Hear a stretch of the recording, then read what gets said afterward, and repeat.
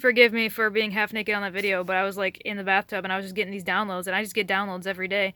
I just pulled out the camera. I didn't think I was gonna post it, but the information was so raw that I just wanted to film. I don't care, but it's not sexual, so I don't give a fuck. But you can see my face. Oh, so girls can post bikini pictures, but me from my neck up is too revealing. Okay.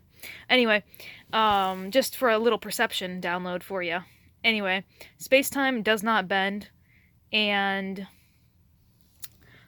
the fourth I hypothesize fourth dimensional waves. I do. I hypothesize fourth dimensional wavelengths because just like this, just like this little cylinder here, this is a third dimensional cylinder, which means it's a third dimensional hologram. It's a third dimensional hologram, meaning that it's a third dimensional wavelength. It's a third dimensional wave. And a fourth dimensional wave is what creates a fourth dimensional shape. And you can learn all about fourth dimensional shapes from Carl Sagan's video. Carl Sagan explains the fourth dimension on YouTube. So look up Carl Sagan and he'll explain flat world. Look up Carl Sagan flat world, you'll understand. Look up my Cosmic Curiosity 999 on Instagram. I explain it there too. I explain all the dimensions. You can go through my channel. But so space-time does not bend.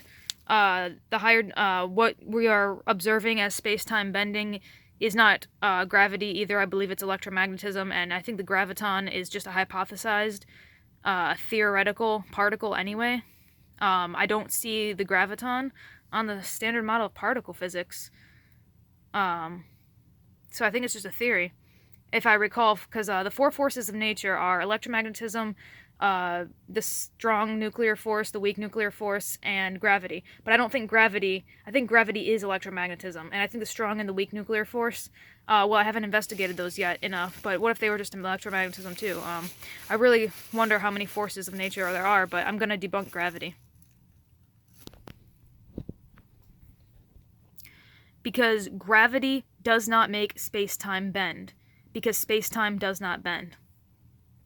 It is the frames of time, the second dimension, cannot bend. The third dimension cannot bend. The fourth dimension cannot bend. The fourth dimension is not time. The fourth dimension cannot bend.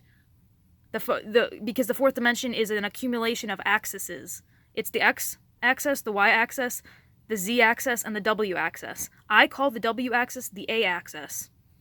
That's just my personal thing, so if you hear me say a-axis, I'm actually talking about the w-axis, which is the fourth dimension. And if you graph a fourth dimensional graph, what you see is the curve in space-time is actually just us detecting another dimension. And it shows up as a curve in space. It shows up as a curve on the graphs.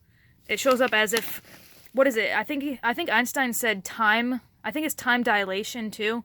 That time dilation, something about Einstein said that time can pass differently for two observers. But it's not time that's passing differently, it's your frequency. You're experiencing reality differently because you're on a different frequency, because Nikola Tesla says to think in the terms of energy, frequency, and vibration, because you are a radio, and this is why I'm doing the physics behind the law of attraction, because law of attraction states that you get what you give in life. So if you want to resonate with fourth dimensional objects, you got to resonate on a fourth dimensional frequency, which I believe is past the speed of light, because once you pass the speed of light, it's just all coming. Look how fast it's all coming. Once you pass the speed of light, which is 299 million meters per second, miles per second, don't quote me on that, but they say that nothing can travel faster than the speed of light, but quantum entanglement can, and quantum entanglement is instant pairing of photons or electrons. You do one thing to one photon over here, it could be, you could have a photon on the Pleiades star cluster, a galaxy far, far away, or a solar system far, far away, pardon me, I just wanted to quote Star Wars.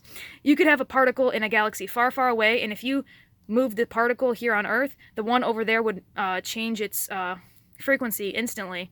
And that's just a higher dimensional phenomena. I mean, that's a higher frequency, and because higher dimensions reside on higher frequencies. If you want to be higher dimensional, what do? You raise your frequency. If you want to be fifth dimensional, what do? Raise your frequency. That's the physics behind being fifth dimensional. You raise your frequency, and then you access fifth dimensional wavelengths. And now I'm getting into the physics of fifth dimensional energy, frequency, and vibration. I look like Aaron Doughty. What you think, what you feel, and what you do. What you think, what you feel, and what you... I'm just like energy, frequency, vibration of the fifth dimension. I'm the physicist. I'm the Arundhati of physics. Yeah, I'm the Arundhati of physics. Arundhati says that the universe is a mirror, and that's the law of attraction. The law of attraction always gives you what you're putting out, and he says because the universe is a mirror. So if you go up to the mirror and you smile, the universe is going to smile back. And the reason that the universe is a mirror, I have hypothesized, is because no matter what dimension you're in, you're always putting out a frequency. And Tesla knew this, but his information got classified and shunned by the government. That's why they classified all of Tesla's shit, and they took his death ray, they took a lot of his inventions, his harmless inventions too. Like, I mean, the death ray was actually a protection ray, pardon me. It was a protection ray. It's just like a gun. He invented a gun or something. And like, it wasn't meant to be a weapon. It was meant to be a protection. Kind of like the Second Amendment. It's meant to be defense, not offense. Tesla was a man of truth, dignity, love, and light, and he got downloads too. He probably got them in the bathroom too. I read one time that Tesla was walking in a field of flowers, or he was walking in a field and there were flowers, it was a flower garden nearby, and he stopped and dropped to the ground, and he got so many downloads and his third eye was like busting, and he dropped to the ground and he's like, it's all coming to me right now. And he just had to take a stick and engrave into the ground some engineering blueprints. And that's how I feel. That's how I felt earlier in that video. Like, it hits you when it hits you, man. Like, this information just hits you when it hits you. When you think about it, when you feel about it, when you feel so good about it. That you, like, because I was just chilling. I was in vibe state earlier in the bathtub. I was in fucking vibe state, man. So the shit was coming to me. But I was in vibe state. I was in sync with it. That you have to be in sync with information in order to observe it. You have to be in sync with information in order to observe it or interact with it. Be aware of what that means. Long story short, this is the physics behind the fifth dimension. Fifth dimensional wave physics. Or fourth dimensional physics.